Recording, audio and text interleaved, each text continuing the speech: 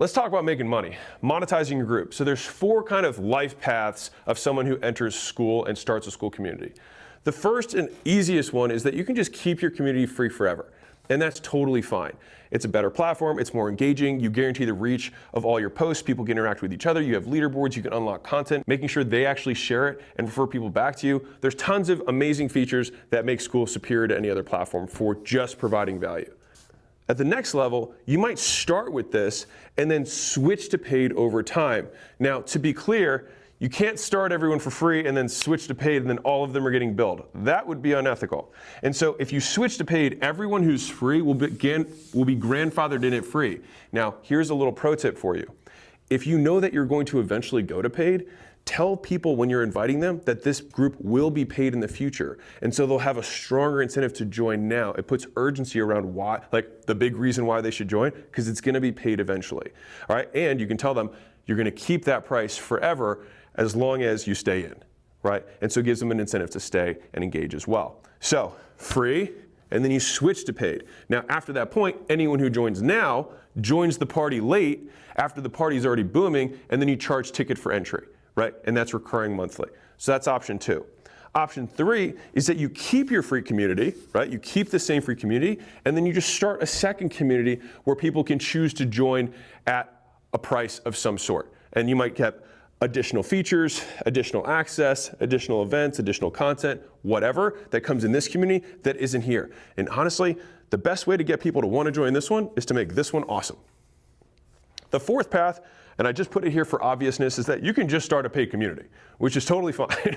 But I like to show all of the paths because people are going to be starting at different points with different skill sets and different assets. Now, what are you going to price your community at? So just to give you some data, the majority of groups on Skool right now are between $19 and $299 a month. And that's a big range. And part of that comes down to what the group is about.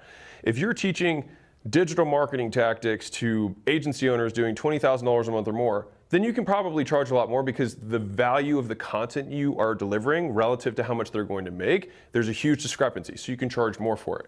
On the flip side, if you're showing people how to water paint for kids, there's probably going to be a lower amount of budget that people are willing to spend on their kids, and even for the information relative to what's available online for free.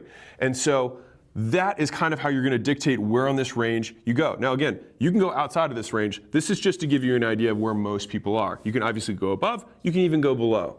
Now, here's my recommendation for thinking through this, is what's your goal? Now, I'm going to use $10,000 a month because that's the most common goal that we get when people say they're coming in of what they want to make.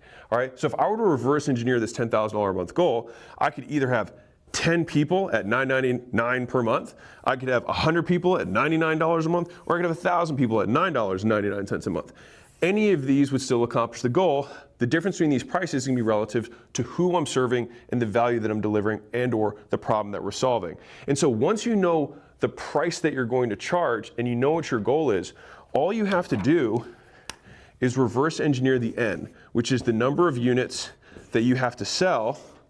And when I say sell, get people to join your community in order to accomplish your goal.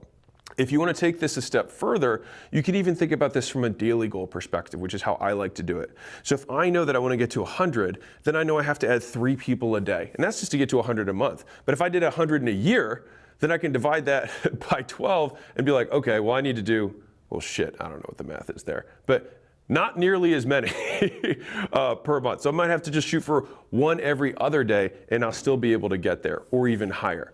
All right, and so that's the thinking that I would like you to approach this with is, this is where most people are. You don't have to be there. For you, think about what goal you have, and then reverse engineer the N that you need to get into your community to hit your goal. And then guess what?